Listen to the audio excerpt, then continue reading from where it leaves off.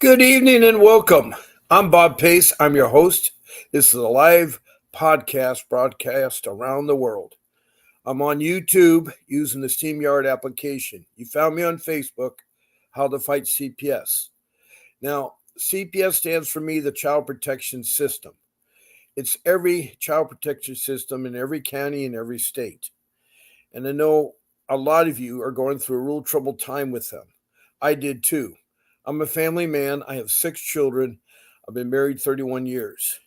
And unfortunately, at my late state, in my golden years, I've experienced some bad problems with the CPS.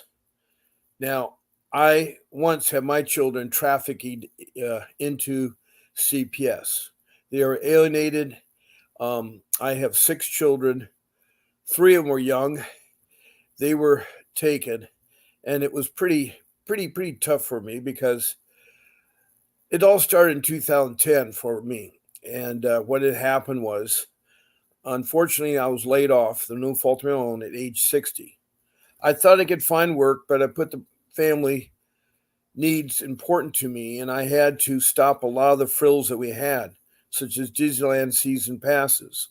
And I had to cut out the soda, the sweets, the chips, and eating out. Those were things that we just couldn't afford. I had to save all my money because we lived in a beautiful home at the beach worth a lot of money.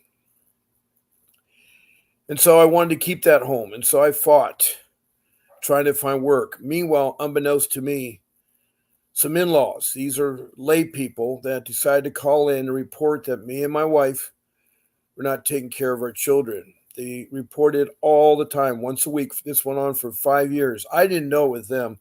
I didn't know anything about CPS then. I didn't think about CPS. I don't even know. But I met with them outside, in the street lights at night when they come by. They interview me and ask some ridiculous questions like, "You're not taking your kids to school." And then I'd pull out the grade reports and say, "Look at this. They're doing A's and B's in school."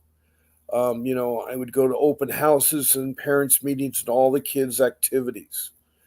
So this constant harassment by the child protection system went on for 5 years.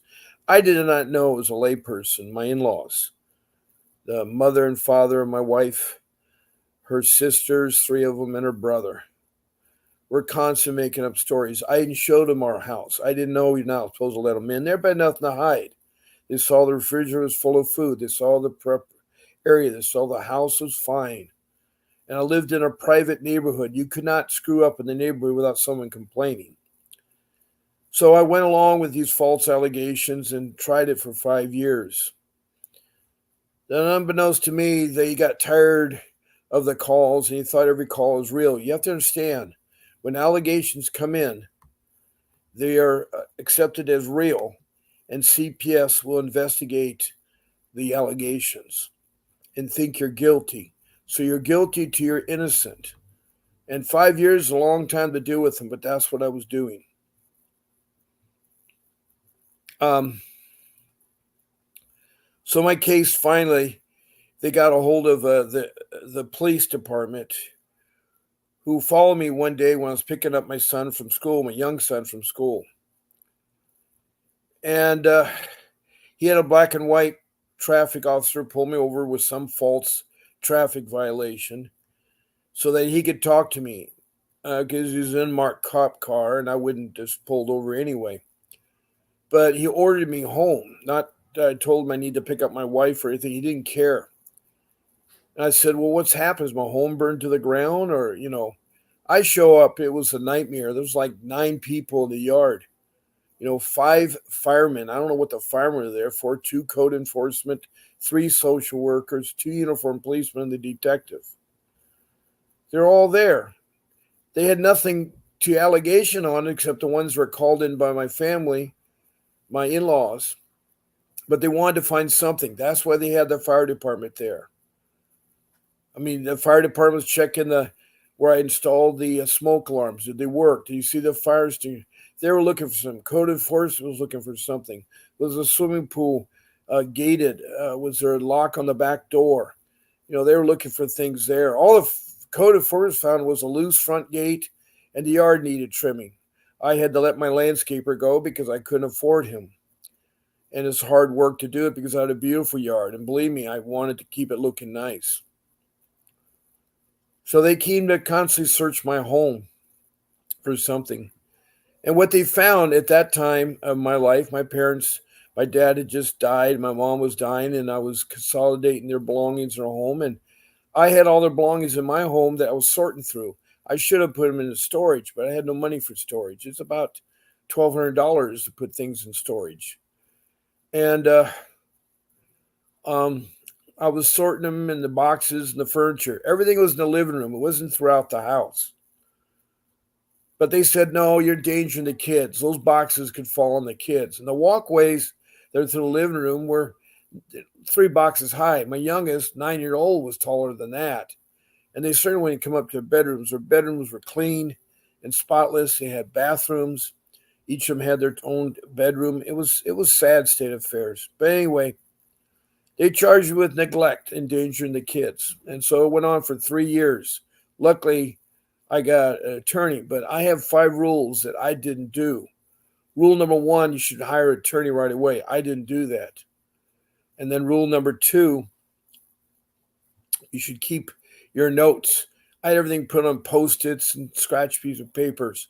You should have a 3-ring binder. And I'll talk more about that.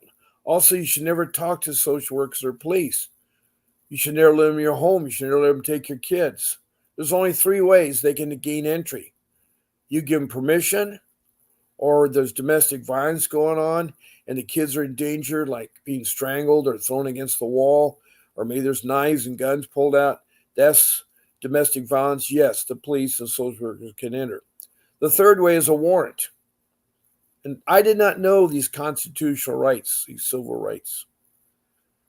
So I was taken advantage by the CPS, the very corrupt agency. They're not interested in the family. There are good social workers in CPS, but they're far and few. So that's a little bit about my case. I lost my home because I had to sell it to hire an attorney, and life has never been the same for me. I'm still out there looking for work. It gets harder. My 3 young kids were taken when I was age 65. I'm now 73, and hopefully I'll find a job soon. Hopefully I will find a job soon.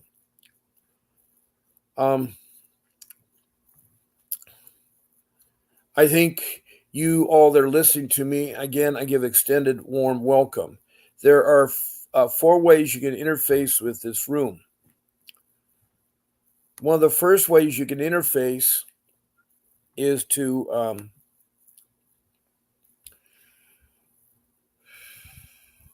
be a listener, to be in this room. You can do that. It's very important that you do that. Be a listener.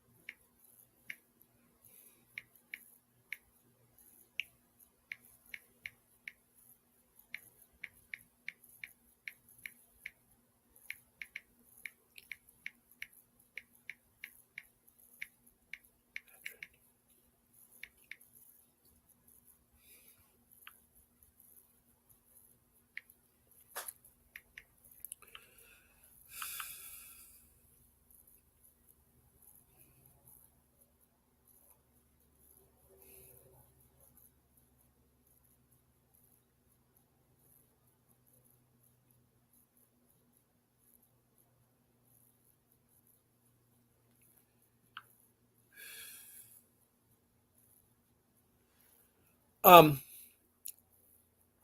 so that's number 1. Now, let's say that you're in the room, you're listening, you're taking notes, but you want to ask a question. You can do comments here. By the way, you can also do emojis in the room. Smiley faces, happy faces, love or whatever, that's appreciated. But if you want to make a comment, there's a couple things you need to do. First, to make a comment, um, it must pertain to CPS. It must be a question or a comment about CPS. Please show your name. If you have a fancy name on your Facebook page or YouTube page, I like names like Bill, Bob, Mary, Wayne, a simple name. Then also show the city, state, or if you're from a country, yes, that's right. I have many listeners that are from countries. And my countries so far have been Bangladesh, New Delhi, India, Africa. I've had the South Africa province on the west coast. Texan, I've had Mozambique, opposite Madagascar, north of South Africa. I've had Rwanda in Central East Africa near Lake Victoria, and they are a tragic country because in 1994, during civil rights, 1 million people were slaughtered and murdered. And then 500,000 females were raped. It was an atrocious civil war. And so, with that being said, they're back and they text in. I've also heard from Liberia and northern West Africa along the coast. And a guy named Archie, who's very involved in scouting, was in there. So that was good. And then we go up to Europe, England, Scotland, Wales, the United Kingdom, Denmark, and Sweden. Then across the pond, I have Canada on both sides. All the 50 states, including Washington, D.C., have either called or texted in. And I've had social workers. I've had a total of 3. I've had one that is a social worker with a clinical psychology degree, talk for 40 minutes from Maryland. I had a third-party social worker in Indiana that talked, and then I had a foster care mother from Michigan. So I've had a foster care. I've had the whole gamut there. So I do encourage any of you out there that you can talk about how you help out families. Because the idea behind CPS is that there's not only supposed to protect your children from neglect and abuse, they're also supposed to give social service needs, help out the family with food, clothing, a job, shelter, medical, schooling, those kinds of things. And then on top of that, they're supposed to, if they break the family apart, do family reunification, because studies have shown the best parents are the biological parents. The best parents are the biological parents. Now we go south of the border to Mexico, and I've had a father call in looking for his daughters in Louisiana. Then we go to South America, it's Guyana.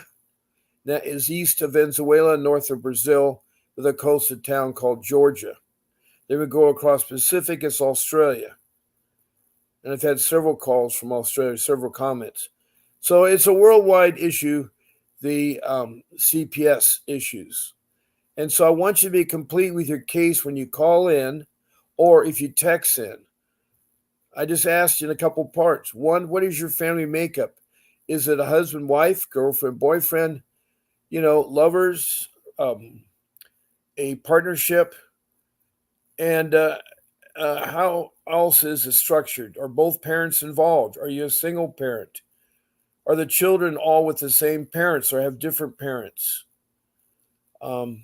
Were you once in foster care?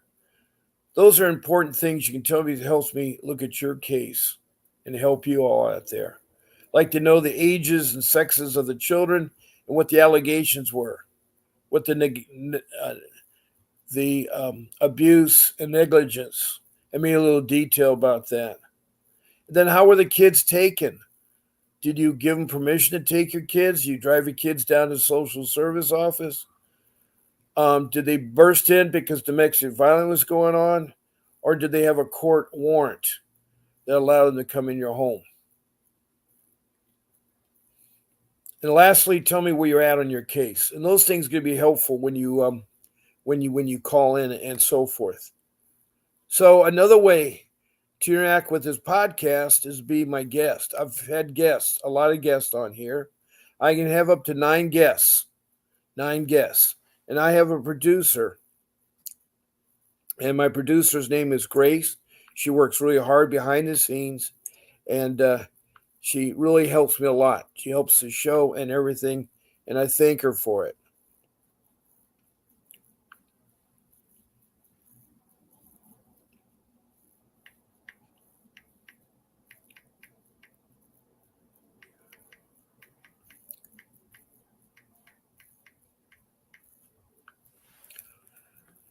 Um, to email our producer, it's grace@vincentwdavis.com. Grace@vincentwdavis.com. And she'll help you by giving you a link to StreamYard, that's the application I use on YouTube, of how to get on here and what to do and not to do. You're allowed to smoke or eat on the podcast. Do not use names of children, social workers, lawyers, or judges. And she'll tell you some other things how to do it. But please, you want to be a guest, pick one of my 14 shows. I'm on 7 days a week, twice a day. I'm on at 10 o'clock in the morning, every day of the week for 1 hour Pacific Standard Time.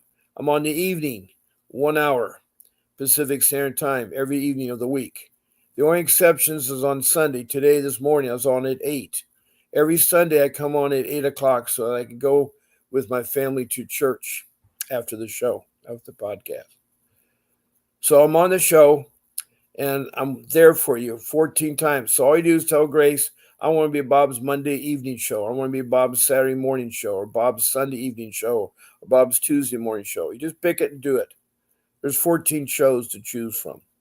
And that's grace@vincentwdavis.com. Now, the last way to interact with this podcast is to call in. That means I'm going to put my number up, and that means my number is live. That means during the show times, you can call me. My number for my phone is 626-699-0990.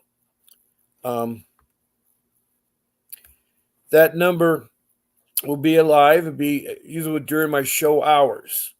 Before my show hours or after my show hours, you can leave a message and I'll text you back the time I'll be on, but I can only talk between those show hours. So call me. I use Vonage. It's an internet streaming phone device. And my office number is 626-698-0990. It's a direct line to my phone. It's a direct line. So I'm able to talk to you. So those are the 4 ways. 1, just by being in the room. 2, by doing comments. 3, by being a guest. And 4, by calling in.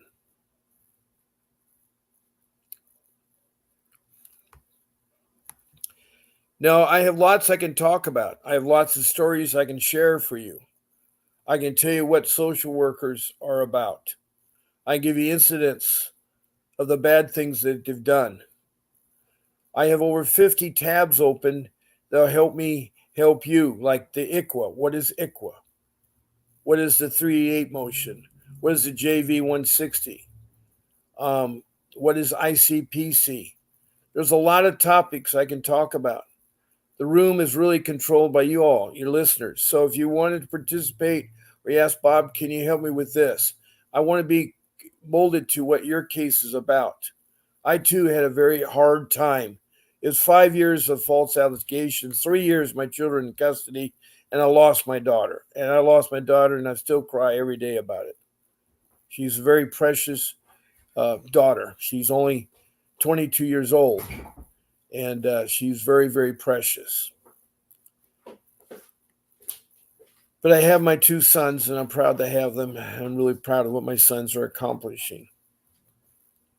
One son is starting his first year at college after 4 years at a private school and winning twice the national football high school championships. Football is a part of my life. I enjoy football, enjoy watching it, and I'm so proud to have my son play on a team where he learned a lot of things. There's lots of things you learn in football besides winning a game.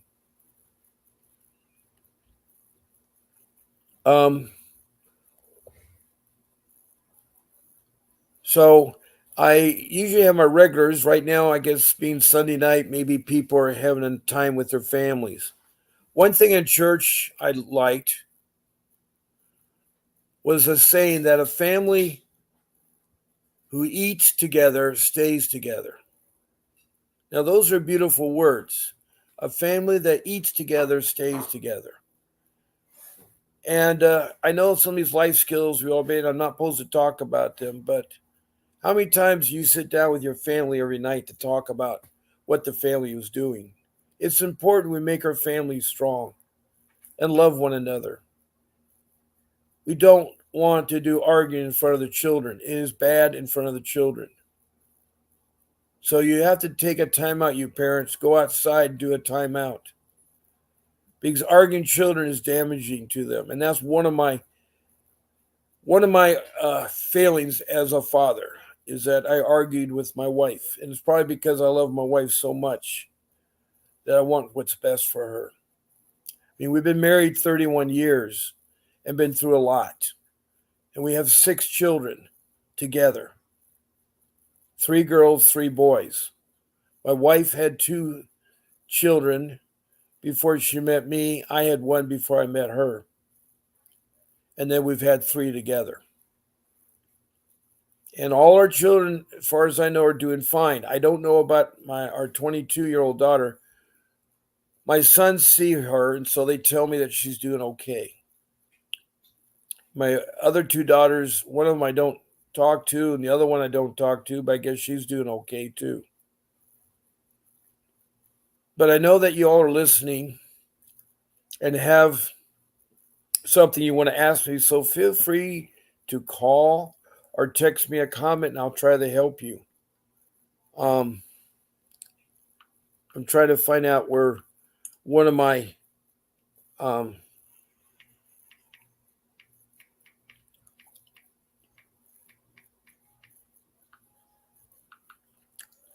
have a person named Faye who's a mom in Richmond, Kentucky, with a son that's special needs, and she's a single parent, and she lost her daughter at 5. Her daughter was 5 when they took away from her. So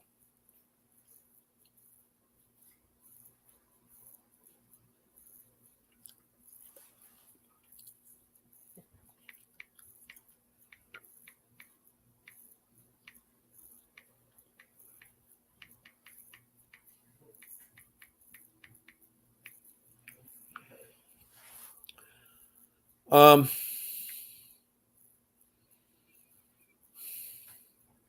I'm trying to train my thoughts right now because the activity in this room, we've had about 10 people come in, go out, come in, come out, but we don't. Okay, we got. Oh, there she is, right on the money there.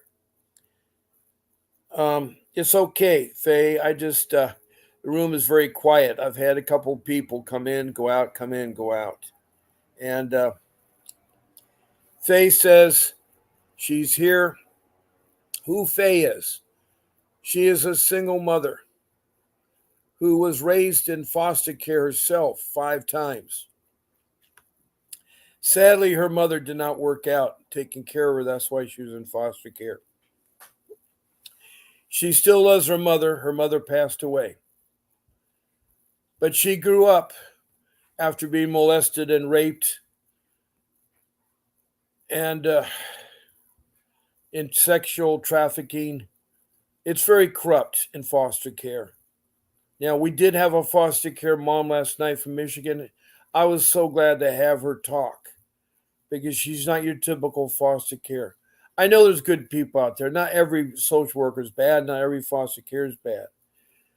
But 99% of the people that talk in here tell me it's awful. In my experience, it was awful too. It was always awful. It was there. Faye, what would you like to talk about? Is there anything particular since you're in the room?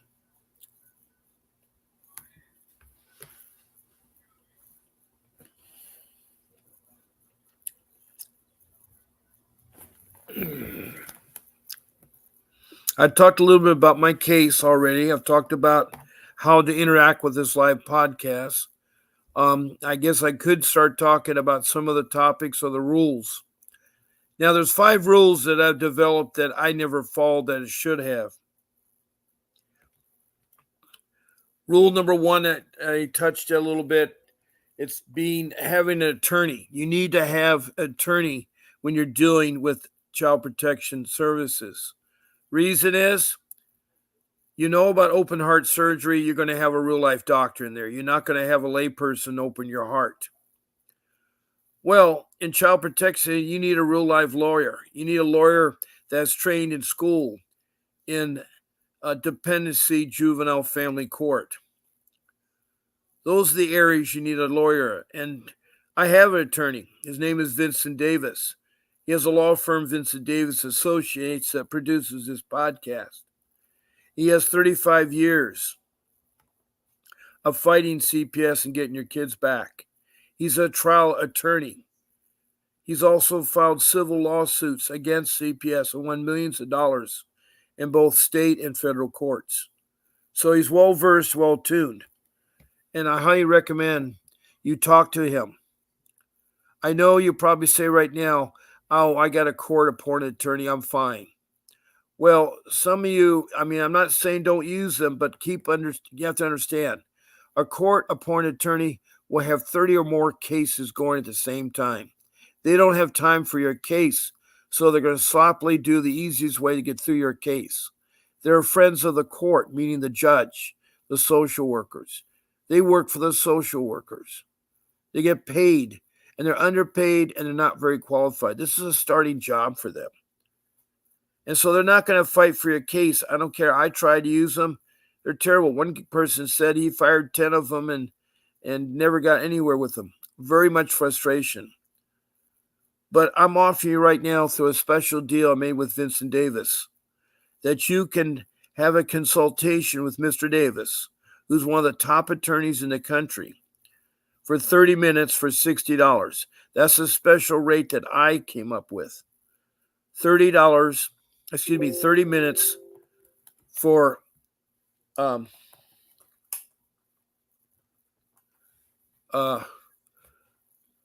minutes. One moment, please. One moment, please.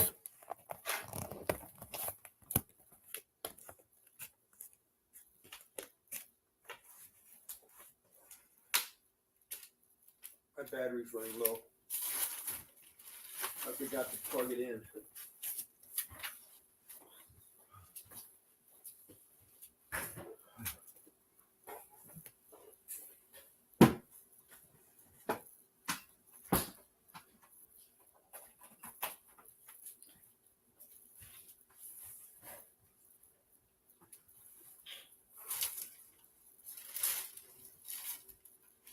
How'd the pizza taste? Mom wanted it, that's why I got it. Next time I'll get the good pizza. Yeah.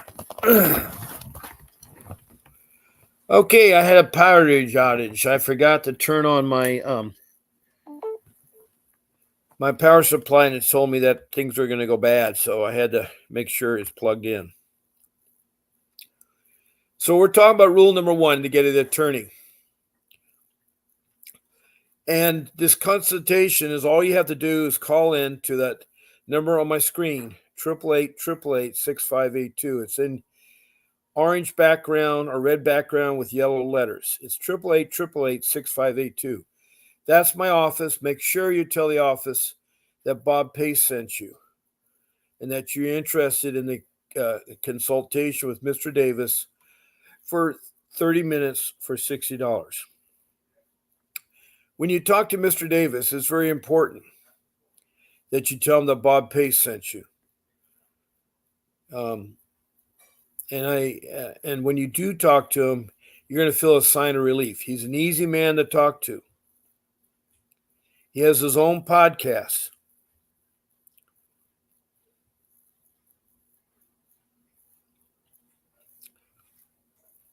Hi, Shantley Whitley. If you give me your phone number and the days that you called in, Shantley, I will get looking for this. We have a person come in called Shantley Whitney. She called in so many times they never called back.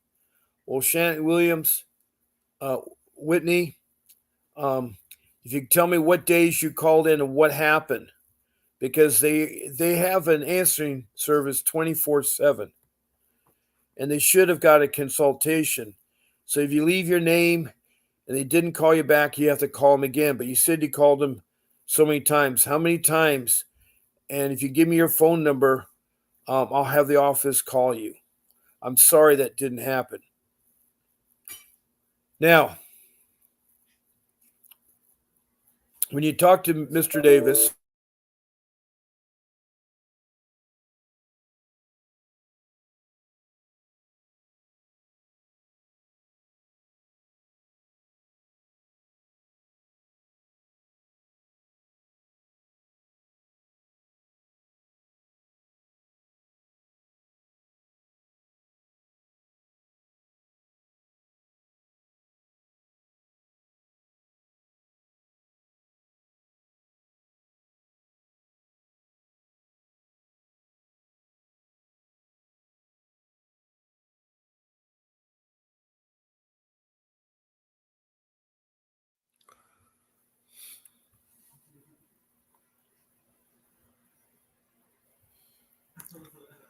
I don't know if you can hear me, but um,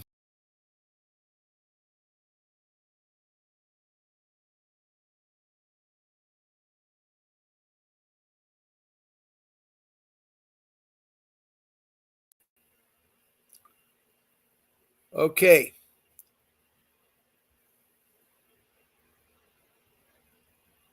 Well, I lost my background, but I'll go ahead and use that background. And I'm sorry, Shanti White. Faye, do you hear me? I lost connection to the power. I have no idea. Are you still there, Faye? Do you hear me? Shanti Whitney, what city are you from? What city and state are you from? If you give me your phone number and what city and state you're from, I'll get someone to contact you, Shanti Whitney. Faye, are you hearing me okay? Does anybody hear me talking okay? I somehow lost the picture.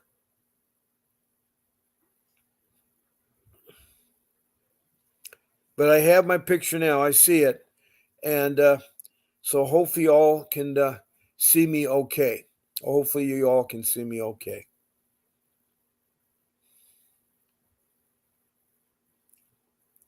And that was so weird to have it suddenly computer drop. There's sometimes technical difficulties you can't really figure as much. So that's my rule number one. And he'll talk to you about a retainer too. He will defend anybody in the 50 states or Northern California.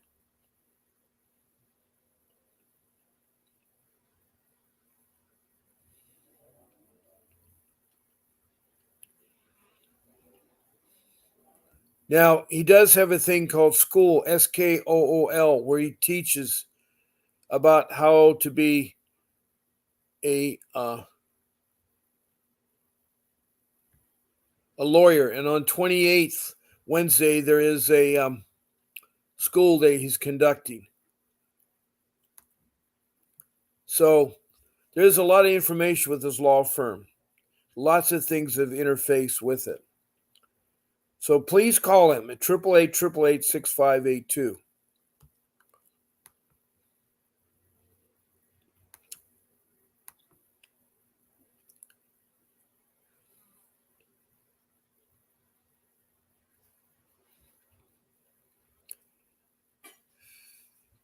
Now I'd like to move on to my rule number 2. It's very important you take good notes and you organize all your documents because it'll get troublesome because your case is not getting over in 48 hours. It may take 2 to 3 years, 4 years, 5 years. So it's important that you get yourself an organizer. Now, day runners are nice, your phone's nice, your computer's nice, but I like the old fashioned way of a notebook 8.5 by 11 with 3 rings. The reason why I like that is you can put documents. Also, reading documents on your phone is so small it's hard to read. Now, if you have a notebook, you can get subject tabs and put it in there. Like you have one tab called incidents, and you should keep a record of all your incidents. That is the most important thing of your notebook because it's going to tell you what happened.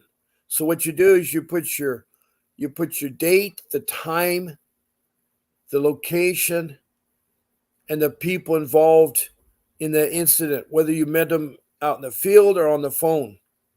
Then you put down the second line what the incident was about, a short sentence. Then the third line was the outcome. If you don't know the outcome, leave it blank and fill it in later when you do so. And then skip a couple lines to the next incident.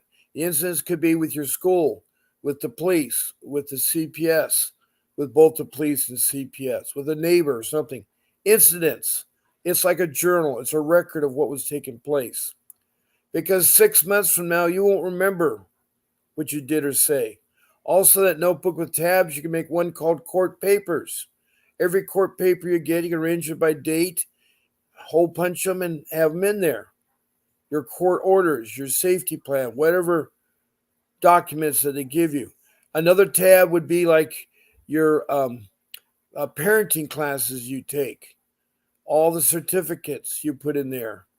And then you can have on the very front of that group of certificates a log of what parenting classes you took.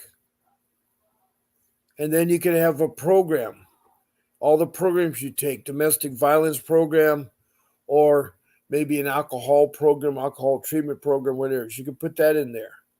You have another tab for your drug tests, another tab for your medical records. I mean, there's so many things you can do with tabs and organize it. So have that notebook, review it, take it with you at all times. Highlight it, use pink and yellow line highlighters and highlight the important things to you. So number 2 is to have a good organization skills of all your paperwork. 3 is very important because that's when you interface with the police and the social workers, and also there's medical trafficking, which I'll talk about in a moment. But when you meet with social workers, you shouldn't talk to them. It's yes, no answers. Also, if you see them outside of your home, and don't let them in your home, you can get out of this situation by sitting there saying, time out, I need to speak to my attorney. I need to have an attorney present. That is your constitutional right to have legal representation through all criminal matters. And the social worker and the police have no choice, but they'll relent you to do so. If they try to muscle away, just say time out. Say thank you. Make sure you get the name of the officer and get their badge number because they'll lie. So will the social worker. Make sure you see the ID card with the correct name. Get that information. And you can tell them so nicely that, it's important to me. I talked to you, but I need to talk to my attorney first, and he and I will get back to you, or he and she. You probably say, well, I don't have an attorney. Don't panic. Get one. Don't panic. Get one. And they don't know if you do or not. So don't talk to police or social workers.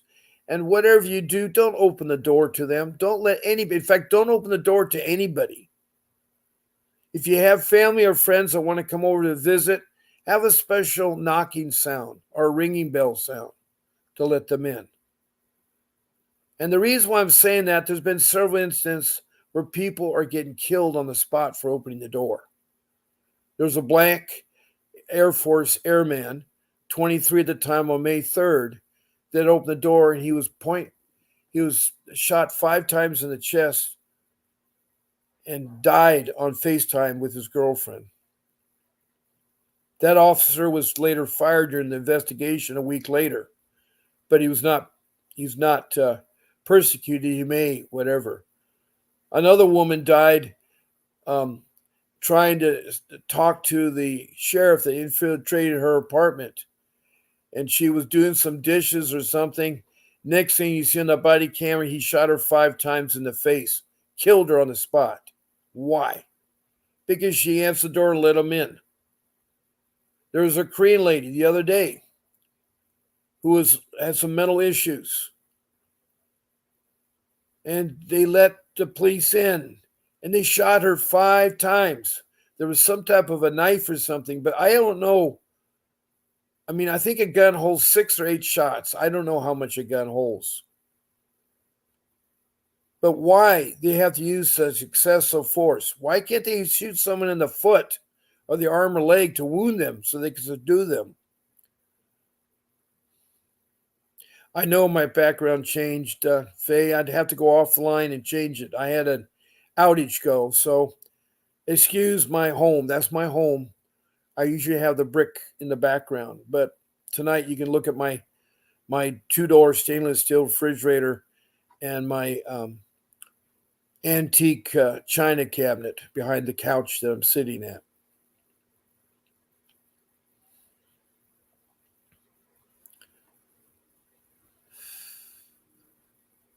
So, another thing too, don't let them in also because they're going to take your children, and don't let them take your children.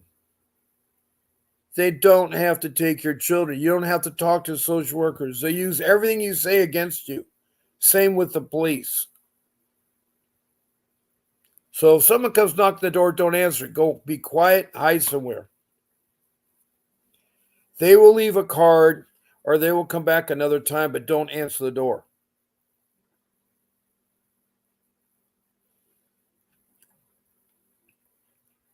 And when you're outside, try to do that timeout to get away from them. Say very little. It's yes, no answers. If they say, is your name John Smith? You say yes. But you don't sit there and say, I was born this year. I have a wife through. You don't need to say all the information. Some of your talkers like me, I like to talk.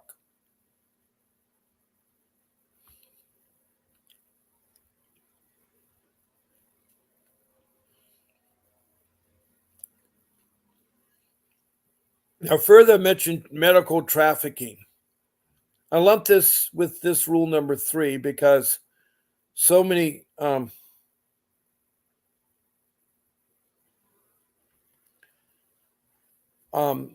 many of you have gone in urgent care or emergency to take your child who's quite sick, and suddenly social workers appear and take your child away.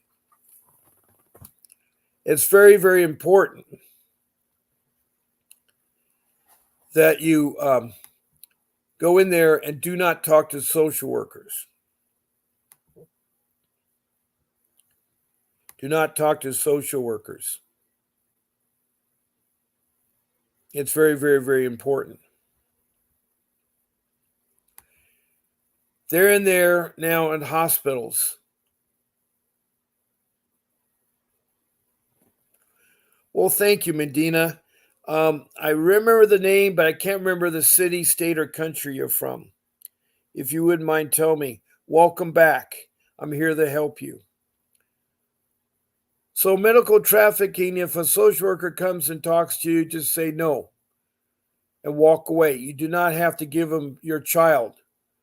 They need a court order. They're not going to have a court order. Social workers work in the hospital. Lake County, Illinois. Thank you, Medina. And I'll try to remember it. Medina is from Lake County, Illinois. Did you have a question, Medina?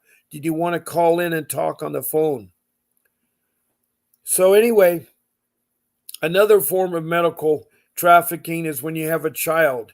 You go to birth the child, the next thing you know, a policeman, a social worker barges into your room and takes your child. They can't take your child.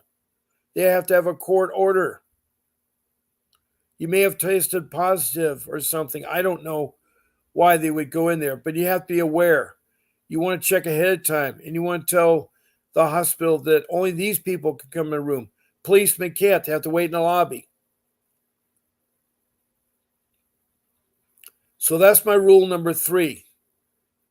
Now, rule number 4 is an easy one. That's where you spend 60 hours researching, a week's time of finding everything is about your case, about the child protection system in your area, in your city.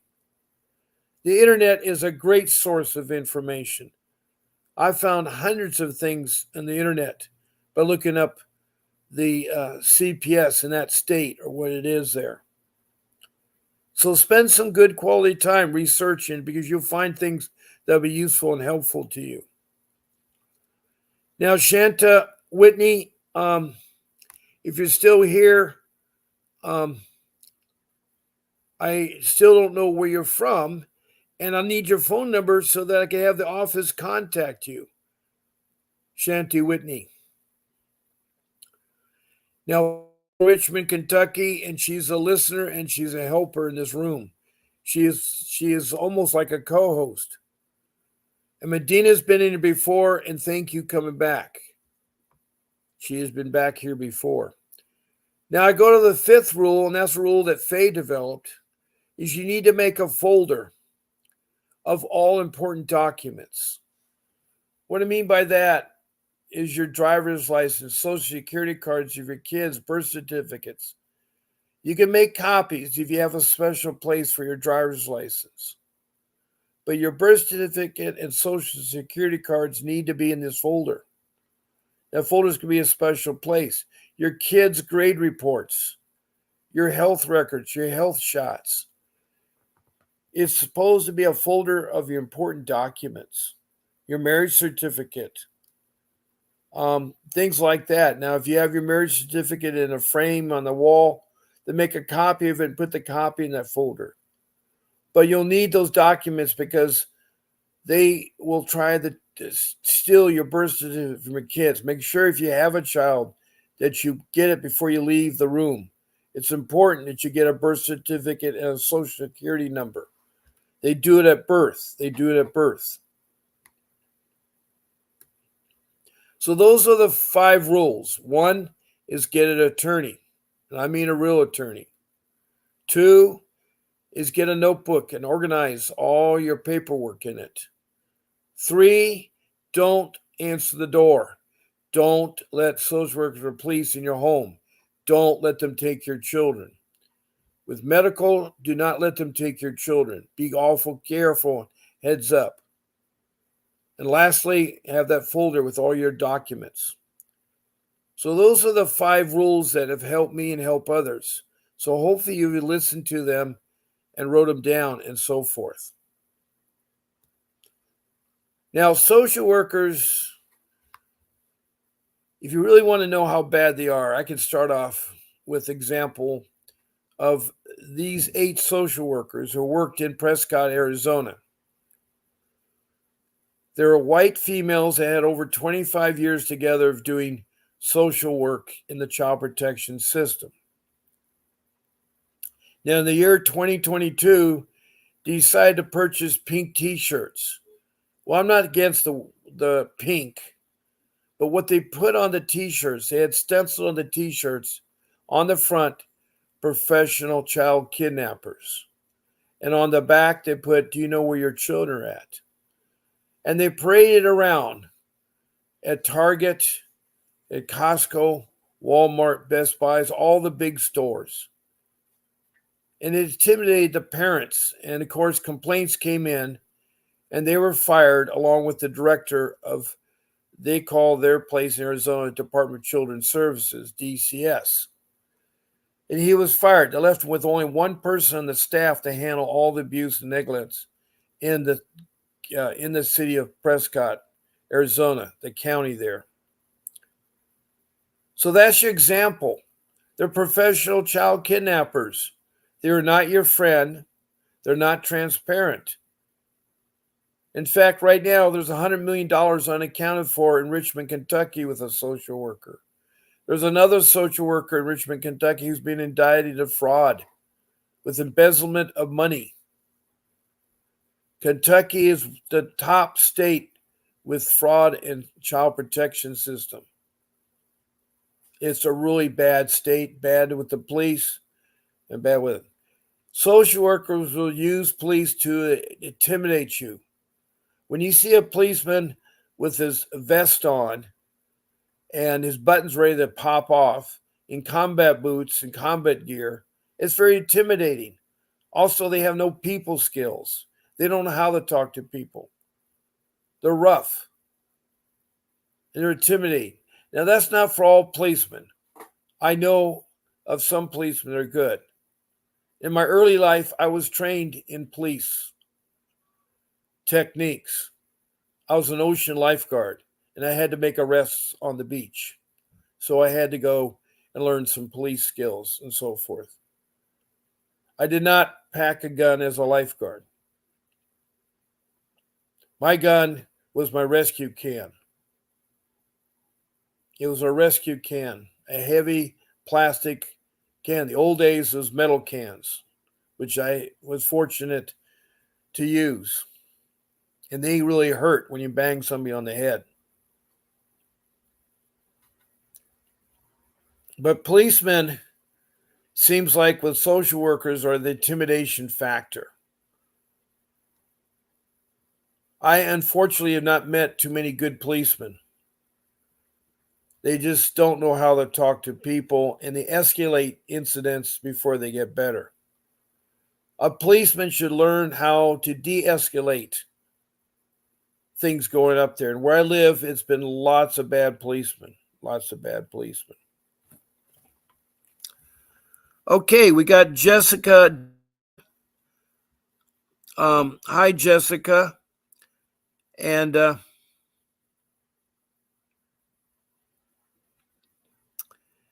she says, hi. And her sister was firsthand witness, and so am I, on organ harvesting here in Tennessee at the hospital. I have no idea what you're talking about, organ harvesting. I know what organ harvesting is in Brazil. I know the street children are kidnapped and their eyeballs and body parts are taken.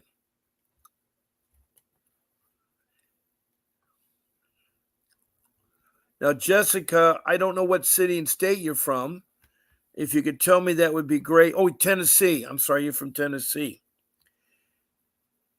Tennessee, I'm Jesse.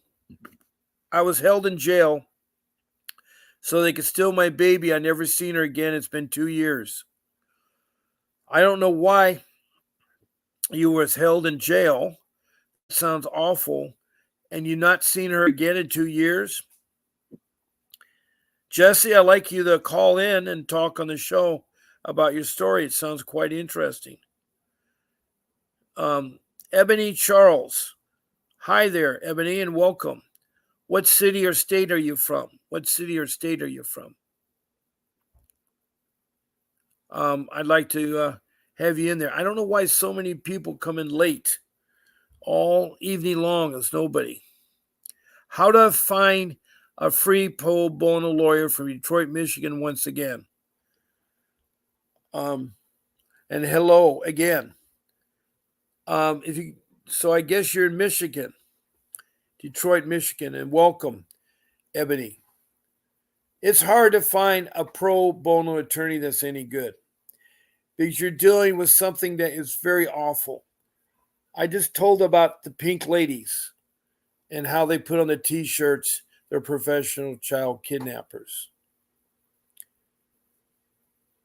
These social workers are terrible, and you need a professional attorney trained.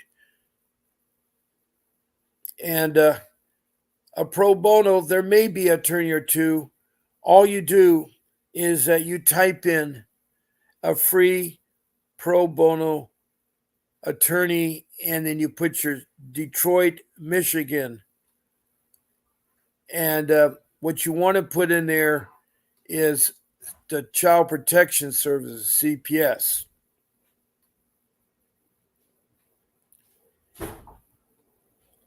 If my office sent it to you, that's fine, but I don't think they would. I did have discussed about it before. But in Detroit, Michigan, you can type that in and see what you come up with. Medina says there is a website named Ascend Justice, formerly Family Defense Center, that has a guidebook. So text that in there. Look on the internet, Ebony, on that. Look on the Ebony, and thank you, Medina, for sharing that. Now, I have an attorney, Vincent W. Davis, who can be consulted for only $60 for 30 minutes. It's 888-888-6582. And he would love to talk to you. He'd love to talk to you and talk about strategies on how to fight your CPS case. I'm not saying there's no pro bono that will help you, but you need someone schooled in family dependency law, juvenile family dependency law, dependency law with CPS. You got to do that.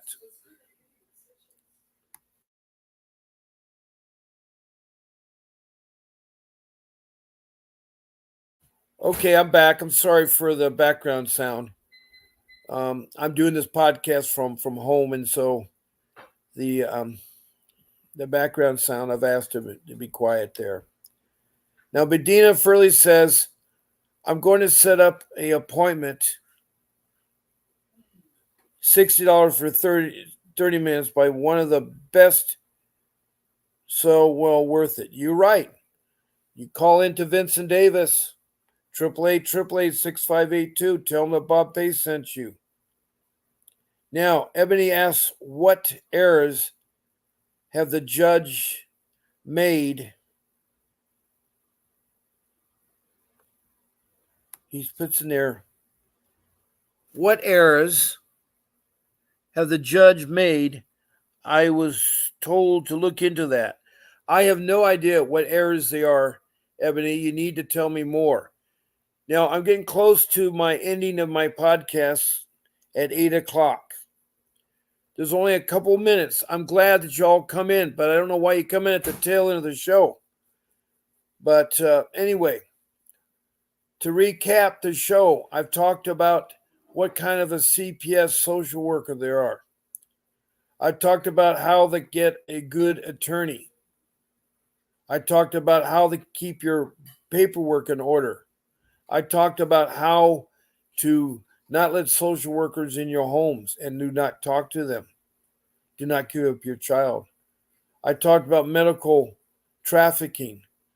And I've talked about how the research on the internet about your CPS matter. And lastly, I talked about a folder to keep all your records in, Social Security, birth certificate, etc. And I want to thank all the people that come into the room. First of all, my thanks goes out to Faye Manley, who's regular, comes into my podcast twice a day. And she's from Richmond, Kentucky, and she really helps me. I want to thank Shanti Whitney for calling in. Now, she said she tried to make that phone call to Vincent Davis, but they never returned her phone call. I asked what city and state you're from, Shanti, and what your phone number is, so I can get them to call you. But you need to tell me that. And then we have Medina, who used to be in here, and she's from Lake County, Illinois, and she's been in here a while. So she came in the room, and thank you, Medina. Then we have Jessie, that is from Tennessee, and she was talking about organ harvesting. I'd like to know more details. So that is, and lastly, we have Ebony from Michigan, Detroit, Michigan, who's looking for a pro bono attorney. And I thank you all for being in this room. I thank the emojis and the smiley faces and all the love you guys have shown. That's really appreciative. But I'll be again on tomorrow morning. That's Monday at 10 o'clock in the morning Pacific Standard Time. So please join me again. And also you can call in during my showtime hours. And I'd love to have you talk about your case. I'd love to have you talk about your case. So don't give up. It's not the end. Keep fighting for your kids. God bless you all. And you all have a good night. This is Bob Pace signing